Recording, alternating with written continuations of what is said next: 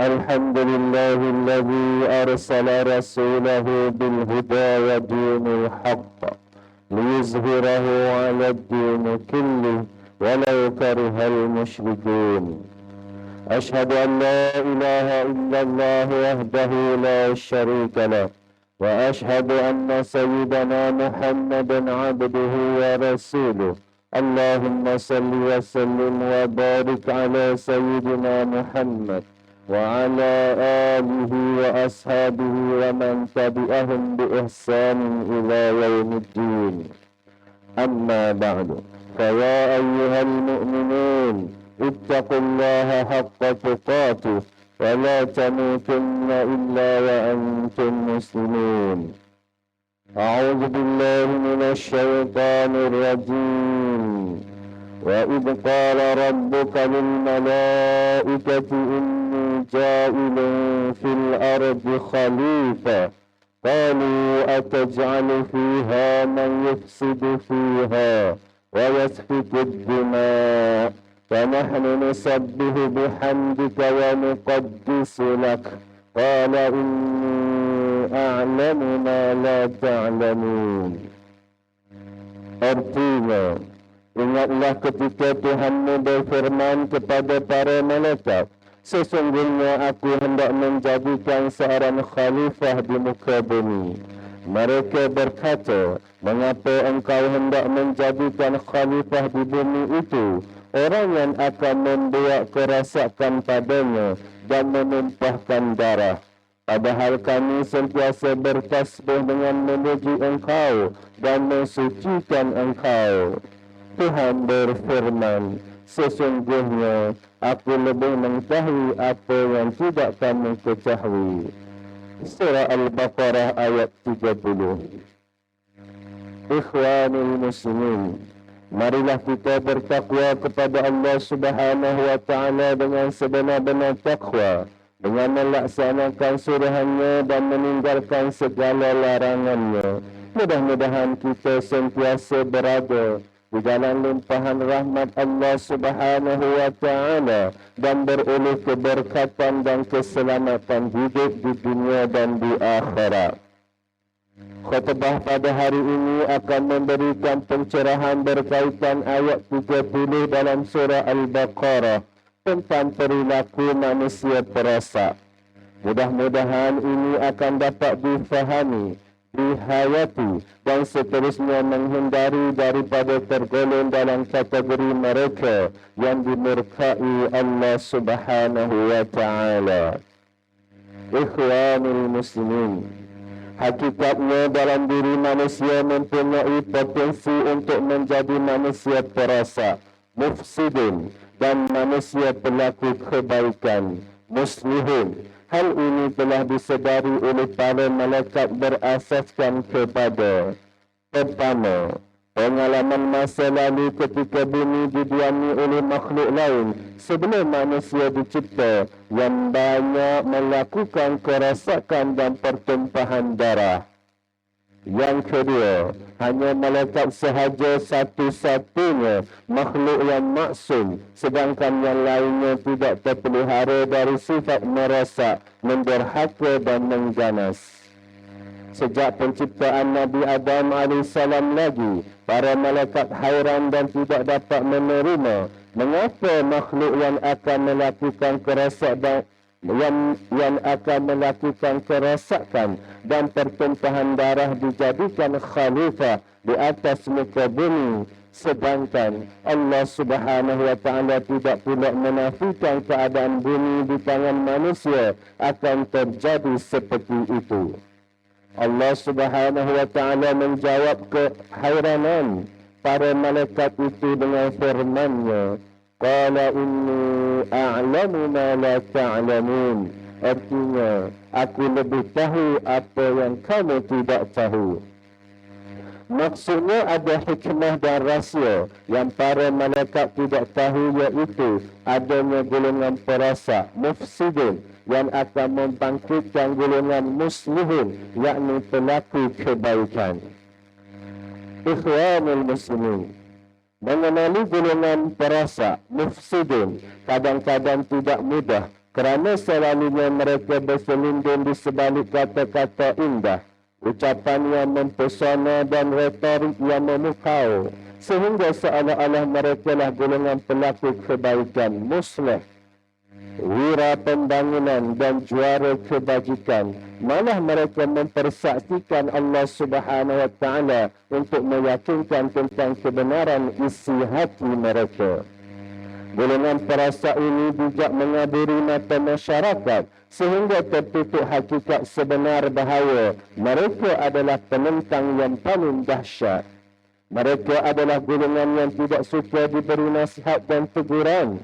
Apabila ditegur, bukan penyesalan yang mereka rasakan dan bukan terima kasih yang mereka ucapkan. Sebaliknya mereka menjadi lebih melampau. Malah mereka berbangga dengan dosa-dosa yang mereka lakukan. Mereka bersikap angkuh di hadapan kebenaran dan bongkak di hadapan Allah yang Maha mengetahui tentang isi hati mereka yang sebenarnya. Hukuman yang paling berat terhadap mereka yang sombong dan bermegah kerana berani mempermainkan hukum dan nilai ketuhanan adalah neraka Jahannam yang merupakan seburuk-buruk tempat kembalinya. Keangkuhan golongan perasa mufsidun ini dirakamkan oleh Allah Subhanahu wa taala dalam surah Al-Baqarah ayat 11 sehingga ayat 13. وَإِذَا قِيلَ لَهُمْ لَا تُفْسِدُوا فِي الْأَرْضِ قَالُوا إِنَّمَا نَحْنُ مُصْلِحُونَ أَلَا إِنَّهُمْ هُمُ الْمُفْسِدُونَ وَلَكِنْ لَا يَشْعُرُونَ وَإِذَا قِيلَ لَهُمْ آمِنُوا كَمَا آمَنَ النَّاسُ قَالُوا أَنُؤْمِنُ كَمَا آمَنَ السُّفَهَاءُ ألا إنهم هم السفهاء ولكن لا يعلمون. Artinya, dan bila dikatakan kepada mereka, janganlah kamu membuat kerosakan di muka bumi, mereka menjawab, sesungguhnya kami orang-orang yang melakukan pembaikan. Ingatlah, sesungguhnya mereka itulah orang-orang yang membuat kerosakan, tetapi mereka tidak sedar. Dan apabila dikatakan kepada mereka, berimanlah kamu sebagaimana orang lain telah beriman, mereka menjawab, apakah kami akan beriman seperti orang-orang yang kurang akal, yakni bodoh itu beriman. Ingatlah, sesungguhnya mereka itulah orang-orang yang kurang akal, yakni bodoh, tetapi mereka tidak tahu. Apabila para pelaku kerosakan itu diperingatkan supaya menghentikan perbuatan fasad, mereka tidak hanya menafikan yang mereka telah melakukan kerosakan, malah mempertahankannya dan merasionalkannya sebagai kebaikan. Begitulah manusia apabila hilang pertimbangan, kayu ukur dan nilai-nilai ketuhanan, sebaliknya mereka menurut hawa nafsu. Baik dan buruk hanya berdasarkan kepada kepentingan dan kemaslahatan diri dan kemahuan nafsu. Ikhwanul muslimin, perilaku golongan perasa mufsidun ini, Al-Quran telah memberi penjelasan yang cukup tegas dan keras melalui firman Allah Subhanahu wa taala. Ala innahum humul mufsiduna walakin la yash'urun. Artinya, ingatlah, sesungguhnya mereka itulah orang yang melakukan kerosakan, tetapi mereka tidak menyedarinya. Selagi mereka tidak beriman dalam erti kata yang sebenarnya, selama itulah mereka tidak akan pernah sedar dan insaf bahawa yang mereka lakukan itu sebenarnya adalah kerosakan belaka. Bagi menyedarkan golongan perasa itu tidaklah mudah kerana rata-rata mereka memiliki sifat keangkuhan yang luar biasa. Allah Subhanahu wa taala telah mengingatkan kita semua bahawa keangkuhan mereka ini bila diajak beriman, mereka menjawab, anu'minu kama amana sufaha. Artinya, apakah kami harus beriman sebagaimana orang bodoh itu beriman? Beginilah perangai suka, meremeh dan memperbodohkan orang yang dijiwai oleh watak manusia perasa. Golongan ini seterusnya diberikan peringatan dalam nada yang keras dan tegas oleh Al-Quran. Ala innahum humul sufaha'u walakin la ya'lamun. Artinya, ingatlah sesungguhnya mereka itulah orang yang bodoh tetapi mereka tidak mengetahui. Memang begitulah biasanya orang bodoh tidak sedar bahawa dirinya bodoh lalu berlarutan dengan perangai bodoh sombongnya. Ikhwanul muslimin, mengakhiri khutbah pada hari ini, marilah kita mengambil ingat dan pengajaran bahawa pertama, pengakuan yang dusta itu merupakan ciri-ciri orang munafik. Yang kedua, pelaku kebaikan adalah dengan cara beramal melakukan ketaatan kepada Allah Subhanahu wa taala dan Rasulnya sallallahu alaihi wasallam, manakala pelaku kerosakan adalah dengan cara berbuat kemaksiatan dan kekufuran kepada Allah Subhanahu wa taala. Yang ketiga, pelaku kerosakan biasanya menjustifikasikan perbuatannya itu dengan alasan bahawa mereka hanyalah melakukan pembaikan, bukan melakukan kerosakan. Firman Allah Subhanahu wa taala, wa minan nasi man yu'jibuka qawluhu fil hayatid dunya wa yushhidullaha ala ma fi qalbihi wa huwa aladul khisam. Artinya, dan di antara manusia ada orang yang ucapannya tentang kehidupan dunia menarik hatinya dan dipersaksikannya kepada Allah atas kebenaran isi hatinya, padahal ia adalah penentang yang paling keras. Ikhwanul muslimin, akhirnya marilah kita berdoa kepada Allah Subhanahu wa taala agar menyelamatkan kita semua daripada segala wabak penyakit dan bala bencana. Perbanyakkanlah melakukan amal saleh dan menghindari segala perkara yang membawa kemurkaan Allah Subhanahu wa taala.